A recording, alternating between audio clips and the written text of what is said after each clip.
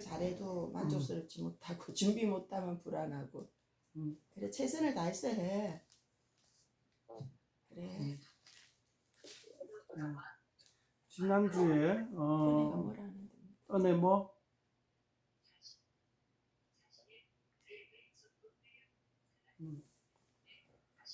지난주에 이제 예루살렘에서 이방인들에게 어떻게 하면은 되는가 회의를 해가지고 네 가지 금지 사항을 이야기하고 이것을 이제 금하면 좋다 이렇게 이제 결론을 내리고 그 결론을 가지고 결정한 사항을 가지고 터키 지방에 있는 그 사도 바울이 세운 교회들에게 전달하러 사도 바울이 이제 신라와 함께 같이 또 터키로 여행을 가는 그러한 장면이 15장에 나왔죠. 오늘 16장 전반에 1절에서 5절 사이에서도 그것을 마지막 더하는 어떤 그런 장면까지 나오는데 디모데라는 인물이 합류를 하고 이제 그렇게 마지막 이제 예루살렘 규례를 가지고 이렇게 지난번에 선교했던 자리를 돌아보는 그런 자리로 갔는데 6절부터 보니까는 잘 그 계획대로 그 여행이 잘 되지가 않아요. 잘 되지가 않고 엉뚱한 길로 자꾸만 저기 터키 저 서쪽 에게해 쪽 해변가 쪽으로 길이 자꾸 가는 거예요. 물론 여기 예수의 영이 허락하지 않는다 이렇게 표현을 해놨습니다. 그렇게 했고 또 밤에 그러다가 이제 여행길이 이상하게 꼬이는데 그 밤에 이제 그런 꼬이다가 밤에 환상을 보는데 마케도니아에서 이렇게 사람이 손짓을 해서 이리로 오라고 손짓하는 환상을 보았다. 마케도니아가 되면은 그리스 땅입니다. 그리스 땅. 지금까지 터키 땅에서 왔다 갔다 그랬는데 에게해 동쪽. 근데 이제 에게해 서쪽에 있는 그리스로 넘어오라고 이제 손짓을 하는 거예요. 자, 이 6절 10절까지 보니까는 그런 환상을 보고 이제 그 환상을 봐, 자 10절에 봅시다. 그 바울이 그 환상을 보았을 때 우리가 곧 마게도냐로 떠나기를 힘쓰니 이는 하나님이 저 사람들에게 복음을 전하라고 우리를 부르신 줄로 인정함이라. 요 장면을 가지고 요 10절 9절을 가지고 우리가 많이 생각을 해보아야 합니다.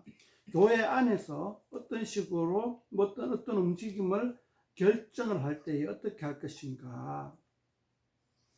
우리 이제 은혜 엄마와 제가 결혼할 때에 사람들의 유행이 있어요. 기도 막 하다가 꿈속에 뭐 어떤 남자를 보여주면은 자매가 이 남자는 결혼하다는 하나님의 사인인갑다 하고 그렇게 그 남자에게 대시를 하고 뭐 그런 어떤 유행이 있었어요. 우리가 결혼할 때쯤에. 근데 좀 이렇게 한편으로는 그 약간 회의가 되기도 하잖아요. 과연 그런 그 꿈을 가지고 그 꿈대로 따라가야 할 것인가 말 것인가. 요즘도 이렇게 보면은 그런데 결정하는 데 있어 가지고 많이 어떤 뭐라 할까 어떻게 결정해야 되냐 하는 것을 좀 분명히 해놔야 돼요. 예를 들면은 점쟁이 집에 가면은 이리 가면 이리 되고 저리 가면 저리 되고 언제 하면 어떻게 된다 하고 점쟁이가 점을 쳐주잖아요. 그 점은 귀신 들린 자가 점을 보면은 꽤 맞을 확률이 높아요. 물론 그 점쟁이가 거짓말 할 확실도 있어요. 귀신이 가르치는 대로 이야기 안 하고 엉뚱하게 가르치는 것도 있고 점쟁이가 돈을 바라고 하는 경우도 있기 때문에 잘 예언을 점친 걸 갖다 곧대로 믿으면 안 돼요. 근데 이제 뭐 귀신이 가르쳐 주면 귀신의 미래를 좀 알 수도 있는 상황이기 때문에 뭐 맞는 경우도 있겠죠. 근데 그런 이야기를 들었을 때에 또는 꿈을 꾸었을 때에 우리가 어떻게 결정을 해야 되는지는 결국은 우리가 깨어나서 제정신일 때, 이성적일 때 형제들과 거기에 관련된 많은 사람들과 같이 함께 의논을 해가지고 결국은 이성적으로 결정을 한다는 거죠. 그게 이제 10절에 보면 그런 것들이 나오는 거예요. 우리를 부르신 줄로 인정을 했다. 인정을 하든 안 하든 그거는 우리가 결국은 우리 자신, 우리의 그 영혼의 우리의 그 이성의 결정이 된단 말이죠. 그거를 이제 좀 제가 짧게 말했지만은 거기에 대해서 우리가 심사숙고를 해봐야 된다. 그냥 무턱대고 환상을 보고 따라가면 안 된다는 거죠. 자, 일단 환상은 참고로 하고 결정은 내가 자유의지로 한다. 이런 걸 해야 됩니다. 그 7절에 한번 봅시다. 무시아 비르러 비두니아로 가고자 애쓰되 예수의 영이 허락하지 아니하시는지라. 예수의 영이 허락하지, 거꾸로 말하면 예수의 영이 허락하지 않았는데도 애를 썼단 말이에요. 애를 썼는데 결국은 예수의 영에게 졌다는 말이죠. 그러니까 예수님이 해라 한다고 해서 예스 하고 그대로 따라가는 것도 좋지만은, 그러나 우리의 자유의지대로 더 나는 예수님이 이렇게 말하지만 나는 이렇게라도 한번 해보고 싶습니다 하는 어떤 자기 주장이 소멸되지 않는다는 것. 그러나 그런 자기 주장을 할 때에 이웃을 사랑하는 마음으로 해라는 거죠. 그랬을 때에 예수님은 우리의 의지를 존중해 준다. 저는 이제 그런 생각입니다. 그런 거에 대해서 짧게 얘기했지만 우리가 많이 어떤 토론을 해야 될 주제죠. 우리가 어떤 인생에 있어서 어떤 것을 결정할 때에 무엇을 기준으로 결정할 것인지 생각해 보자는 거죠.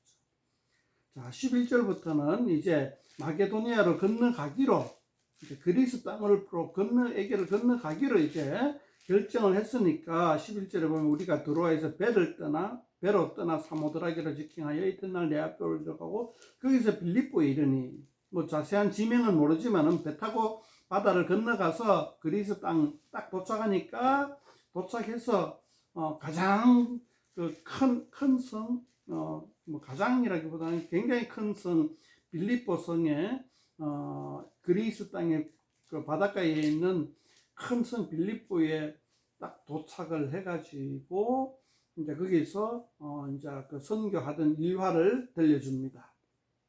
빌립보입니다. 이 빌립보에서는 이제 그 터키 땅하고 조금 다르고 또 그쪽은 약간 더 멀리 있으니까 유대인 회당이 흔하지 않는 땅이란가 봐요. 그러니까 빌립보 성에 딱 갔을 때에 근처에 유대인 회당이 안 보이는 거예요. 유대인 회당은 유대인 성인 남자 10명이 있어야 유대인 회당이 만들어져요. 그래서 그 유대인 성인 남자 10명이 없다는 뜻이죠. 거기서 이제 13절에 보면 안식일에 우리가 기도할 것이 있을까요? 문 밖 강가에 나가 거기 앉아서 모인 여자들에게 말하는데, 이 상황을 봐가지고는 잘 모르겠지만은 아마도 거기 앉아서 모인 여자들은 회당이라는 이름은 없지만은 16절에 보면 우리가 기도하는 곳에 가다가 한 요구절을 보면은 아마도 회당이라는 공식 이름은 없지만은 여전히 그 회당 의식을 유지하는 어떤 모종의 그 사성책 그 회당이 아닌가, 이렇게 한번 추정을 해볼 수가 있어요. 여자들이 그냥 모인 것이 아니라 남자들이 없어가 회당이라는 이름은 없지만은 내나 그 유대교 의식을 안식일에 했던 곳이다, 이렇게 추정할 수가 있습니다. 거기 가서 모인 여자들에게 말하는데 말하는 게 그냥 평범한 말이 아니고 문안인사가 아니고 아마 복음을 전하는 말을 했겠죠.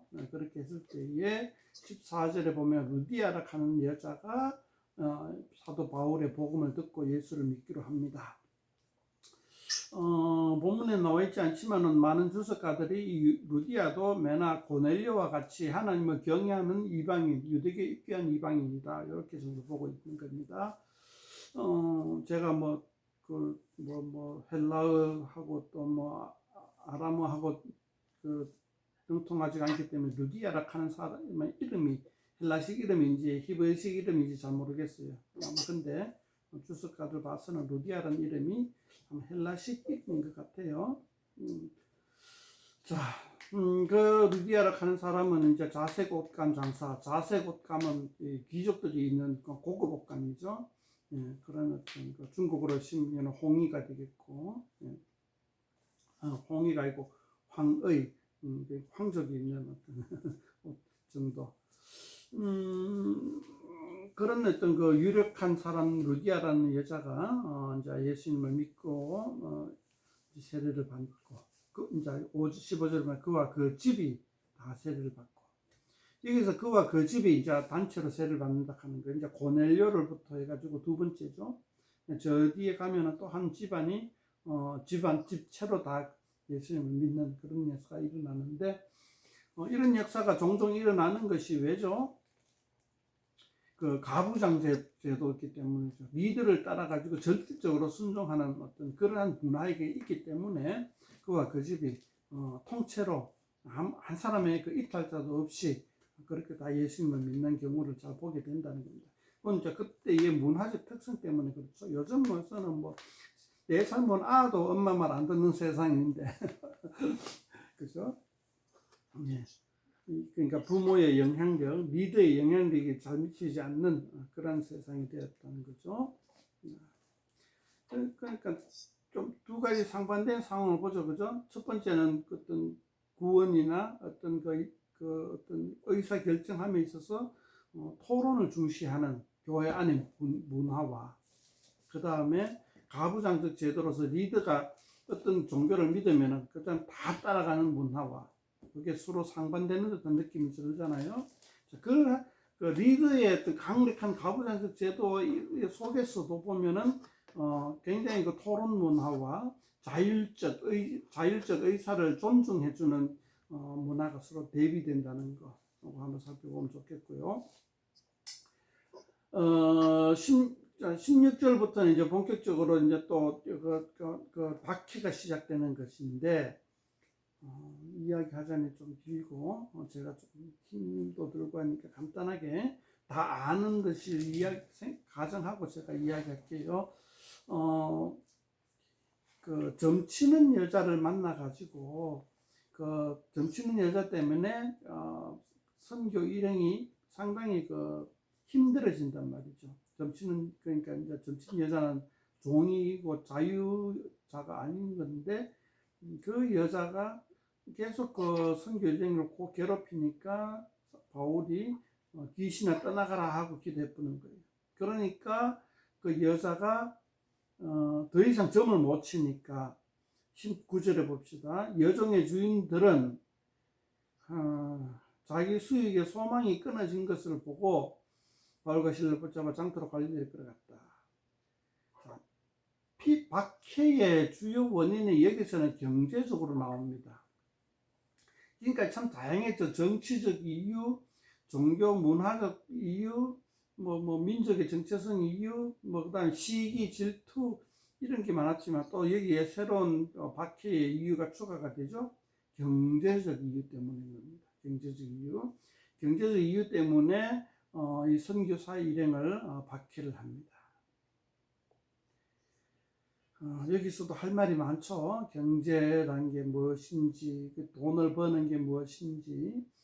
이제 우리나라 선교 초기에도 많은 사람들이 이런 이유 때문에 교회가 박해를 받기도 하고 싸우면서 이기기도 했어요.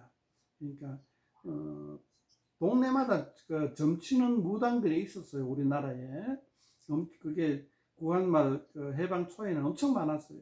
박정희 때만 해도 많았죠. 요즘에도 좀 많이 보이는데 근데 박정희 때는 이제 점치는 걸 갖다가 굉장히 없애버렸죠. 그 교회가 크게 입주를 했고 교회가 가는 곳마다 점치는 사람이 없어진 거예요. 점을 친다는 것은 기본적으로 신 들린다라고 했는데 거기다가 우리는 더 정확하게 귀신 들린다라는 말을 들으죠. 귀신이 들려가 점을 치는 거예요. 근데 그 귀신이 이제 떠나가 버리니까는 점을 못 치고 경제적으로 손해가 막 심하게 됐죠. 우리나라의 선교 초기 똑같은 상황이 벌어졌습니다. 그래서 그냥 그 사람 선교사 일행을 이제 핍박하고 때리고 감옥에 가두었는데 바울과 실라는 또 하나님의 성령의 은혜로 감옥에서 나오게 되고 감옥에서 나오게 되니까 간수들이 제수를 지키지 못했다고 또 사형당할 거니까 자결을 하려는 거 막아가지고 또 그 간수들이 사도 바울 일행으로부터 이렇게 복음을 듣고 예수를 믿게 되는 역사들. 여기도 31절에 보면 이르되 주 예수를 믿으라 그래야만 너와 내 집이 구원을 받으리라 하고, 예, 그 간수와 간수의 집안 사람들 다 예수님 믿기로 작정했다. 예, 가부장적 제도 아까 얘기한 거죠. 예, 그걸 가지고 뭐 요즘에도 적용을 막 하려고 하는데 요즘은 강력한 그 리더들 같은 구조가 아니죠, 그죠? 예. 아까 얘기했듯이 4살 먹은 아도 엄마 아빠 말 안 듣는 세상이라서 이 31절의 말씀이 참 적용하기가 쉽지 않은 세상이다. 그런데 엄마 아빠 저와 집사람은 사실 젊을 때에 우리가 예수 믿으면 우리 집안을 다 구원 받을 것이다 라고 믿고 막 이것을 붙잡고 막 이렇게 몸부림쳤는데 좀 이렇게 왜 안 되냐 하는 것에 대한 답변으로서 그걸 한번 생각을 해보았습니다. 여기서 이제 사도 바울이 그 로마 사람인 것을 이제 처음 이야기합니다. 나옵니다. 로마 37절에 로마 사람이 우리를 왜 제도 정하지 않고 했느냐 그래가지고 관리들이 와가지고 미안하다 하고 갑니다. 많은 사람 이제 주석가들이 사도 바울이 왜 로마 시민권을 내세웠을까? 자기가 전도한 세운 교회가 교인들이 핍박을 받지 않게 하기 위한 하나의 수단이다. 그렇게 추정을 해봅니다. 저도 많이 공감을 해요. 그렇게 했을 때 남겨진 그 간수와 간수의 집안도 핍박을 받지 않을 것이고, 루디아도 마찬가지로 그 빌립보에서 핍박을 받지 않게 될 것이기 때문이라고 상상을 하죠. 제가 막 피곤해가 두서없이 얘기를 했는데 우리 16장을 통해 가지고 크게 한번 생각해 볼 게 있어요.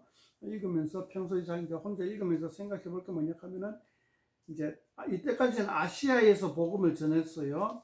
아시아에서 복음을 전할 때의 복음의 내용과 삶의 패턴과 선교사 일행의 행동들의 패턴과 적당한 단어가 안 들어오네요. 16장 그리스로 넘어가서 복음을 전할 때의 패턴과 어떤 복음의 내용들에서 약간 미묘한 차이를 느낄 수 있어야 돼요. 어떻게 복음이 전거되는가.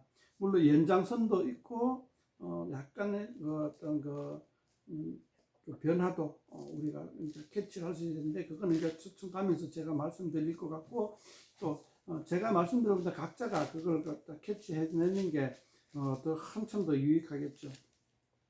일단은 그 그리스 땅에 들어가면은 그 헬라 철학의 본 고장입니다. 터키는 헬라 철학의 영향을 받은 고장이고, 그리스 땅에서는 헬라 철학의 본 고장입니다. 그곳에서 이제 어떻게 할 것인가. 이제 구원이라 하는 단어가 이제 저 앞에도 두 번 예루살렘 회의 때 구원이라 하는 단어가 나왔는데, 15장 11절에 주 예수의 은혜로 구원을 받는 줄을 믿느라 하는 구원이라 하는 단어인데, 그 이전에 보면은 복음을 전했는데 주 예수를 믿음으로 말미암아 영생을 받는다. 예. 그 13장 마지막에 보면 영생을 얻게 했다는 자, 영생을 주시기로 작정되는 단어, 이런 식으로 영원한 생명에 대한 어떤 그 단어를 썼다면은 지금부터는 구원받는다 하는 단어가 굉장히 주목을 받습니다. 그러니까 그 아무것도 모르는 그러니까 유대교에 입교하지도 않은, 유대교와는 전혀 상관이 없는 간수들의 입에서 30절을 보면은 이렇게 얘기합니다. 선생들이 내가 어떻게 해야 구원을 받으리까? 그럴 때에 31절에 주 예수 믿으라 그리하면 너와 내 집이 구원을 받으리라. 간수가 생각하는 구원이라 하는 개념과 사도 바울이 말하는 구원이라 하는 개념이 물론 다를 겁니다. 그리고 누가의 독자들에게 공유하고 있는 구원이라 하는 개념도 또한 다 생각을 해 보아야 되겠죠. 그런 식으로 우리가 이제 복음의 어떤 그 표현하는 법이 조금 달라진 것을 우리 살펴볼 수 있으면 좋겠다는 거죠. 그리고 구원, 이제 복음의 대상이 이제 그 전혀 어떤 그 배경 설명이 없고 유대교는 전혀 상관이 없는 간수라는 사람들이 예수님을 믿기로 했다는 사실에 대해서 우리는 또 주목해 봐야 되겠습니다. 뭐 여러 가지로 생각하기 많겠죠. 경제적인 이유, 도대체 경제가 무엇이고 우리는 어떻게 경제 생활을 해야 될 것인가, 그리고 하나님 앞에 합당한 경제는 무엇인가에 대해서 한번 고민을 해봐야 되겠죠. 그리고 합당하게 하나님 말씀대로 합당하게 살 때에 우리에게 과연 어떤 경제적 이익이 생길 것인가, 경제적으로 손해 볼 것인가 하는 그러한 관점에서도 한번 생각을 해보아야 된다는 거죠. 혹시나 우리가 귀신 들린 점 보는 사람처럼 그런 식의 우리 경제적으로 살아가지고 있지 않은가를 한번 반성해 볼 필요도 있고요. 예, 그런 정도로 우리 16장에서 한번 살펴볼 수 있겠습니다.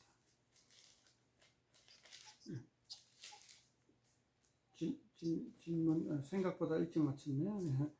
아까는 시간이 굉장히 지난 것 같은데. 질문하거나 뭐 또 이렇게 의견이 있으면 말씀하시고, 제가 또 너무 빨리 스킵을 했기 때문에 중간에 꼭 이 말을 꼭 있으면 좋겠다라는 거 있으면 이야기했으면 좋겠습니다.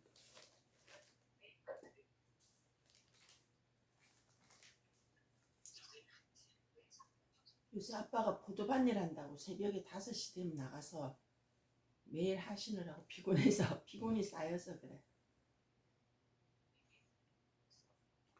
16장 4절에 한번 봅시다.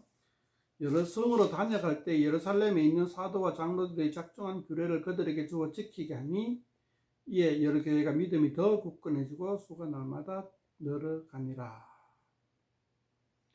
자, 예루살렘 규례를 그들에게 주어 지키게 했다. 이 예루살렘 규례도 굉장히 어떤 간단 명료한 거지만은 그 간단 명료한 거를 주어 지키게 했는데, 그것을 주어 지키게 하기 이전에는 그걸 안 지켰냐? 지키고 안 지키고 떠나서 그건 무슨 그런 삶에 안 지켰을 때에는 그것은 신앙생활 하는 데에 어떤 큰 지장이 있었는가? 그리고 그런 규례가 없었을 때의 신앙생활은 어떠한 모습이었을까? 그러니까 보통은 유대교에 입교한 이방인들의 예수님을 믿고 신앙생활을 했는데, 그 신앙생활이라는 게 어떤 형태일까?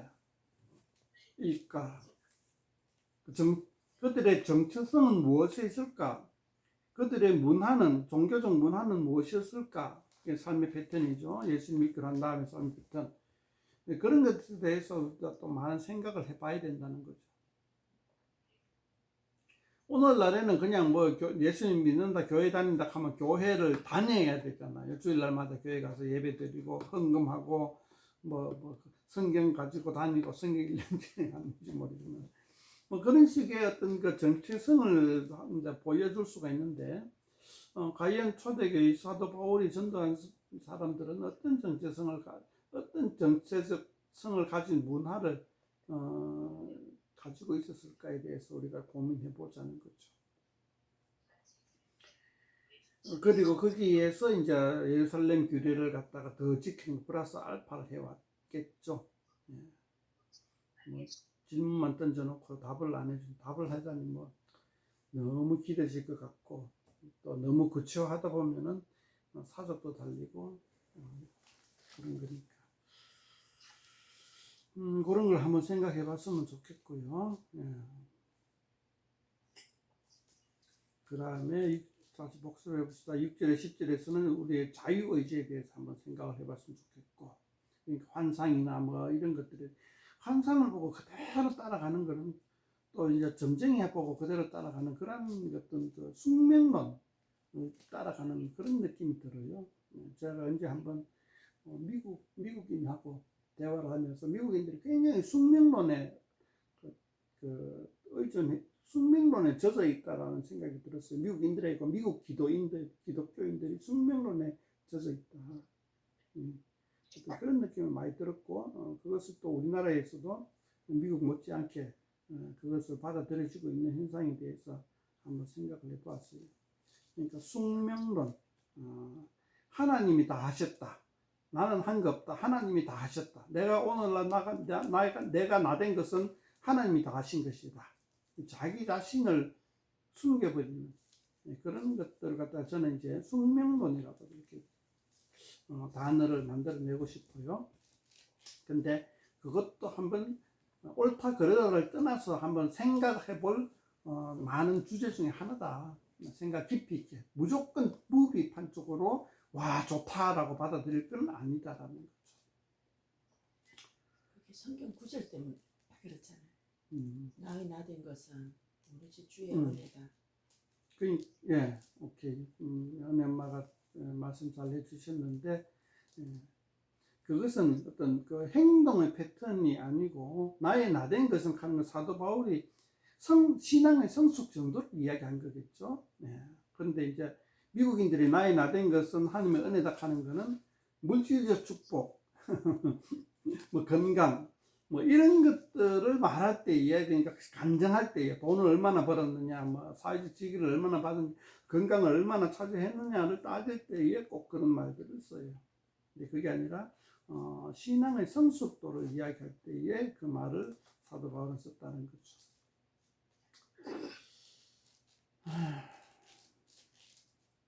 물론 뭐 우리의 모든 삶이 다 하나님이 주관하신 거 맞아요. 머리털까지도 다 세신 거 맞는데 그러나 그렇게 말을 하는 사람들의 입장에서는 어떤 그 뭐라 할까, 그건 한번 나중에 설명합시다. 무언가를 이렇게 좀 설명하기 위해서 그런 말들을 쓰는 것 같아요. 그러니까 자기 합리화 시키기 위해서, 자기를 합리화 시키기 위해서 그런 말을 쓰는 것 같아요. 내지는 자기 자신의 그 지위를 격상시키기 위해서 그런 말을 쓰는 것 같아요. 그러니까 내가 복받은 사람이다. 세상적으로 그러니까. 성공하고 나는 우월한 사람이다 라는 것을 설명하기 위해서 어떤 그런 말을 들을 기법을 쓰는 것 같아요.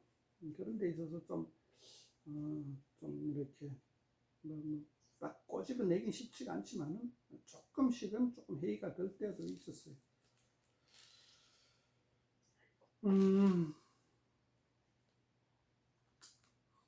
예, 그 정도. 그렇게 하고 이제 계속 16장부터 시작된 그리스에서의 복음 전파의 내용들에 대해서 또 터키 지방에서의 복음 전파와 비교해 볼 여지가 처음 출발했으니까 비교해 볼 여지를 남기고 그렇게 합시다.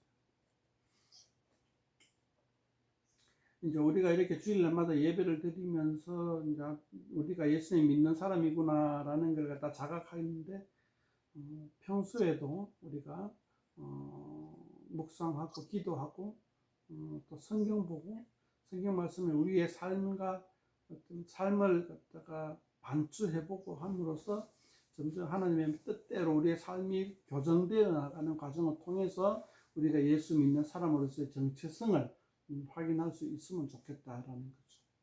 그러니까 묵상과 기도, 묵상 성경 말씀이죠. 묵상과 기도함으로 우리의 삶을 반추하고 하나님의 뜻대로 우리의 삶을 갖다가 이렇게 방향성이나 이런 것들을 교정해 나가는 과정들, 그런 것들이 우리한테 있어야겠다는 거죠.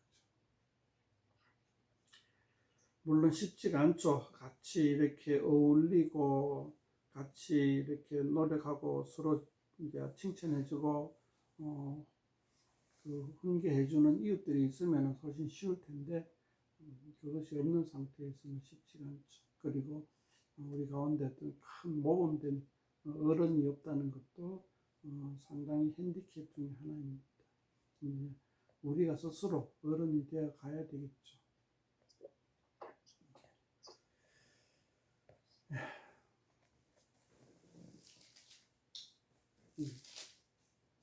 찬송가 383장 찬양하고 축복 기도하겠습니다.